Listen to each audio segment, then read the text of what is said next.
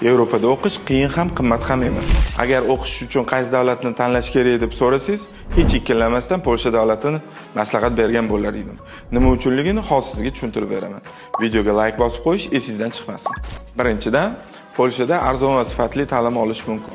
Atiga 1800 euro to'lab, siz Polshaning nufuzli universitetlaridan birida ta'lim olishingiz mumkin.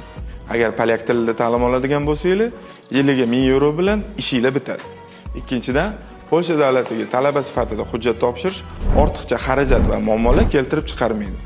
Faqatgina oliy ta'lim muassasalarining shartlarini bajarsangiz bo'lgani. Polsha davlati elchixonasi bilan ishingiz oson bitadi. Erasmus Plus va Nava dasturlari grantlari orqali siz Polshada deyarli tekinga o'qishingiz mumkin. Muhimi, ishonchli konsalting kompaniya bilan shartnoma qiling. Men bu xizmatlar uchun Unit Consulting kompaniyasini taklif qilgan bo'lar edim. Bu kompaniya Polshada o'qish va viza olishingiz uchun to'liq yordam beradi. Eng asosiysi, Polsha talabasi bo'lish sizga butun Yevropa eshiklarini ochadi. Siz Parij, Barselona, Myunxen, Rim kabi shaharlarda sayohat qilishingiz mumkin va o'z sayohat daftaringizga 30 dan ortiq davlatni yozib qo'yishingiz mumkin. Ushbu videoni Polshaga o'qishga boraman degan tanishlarga yuborib qo'yamiz.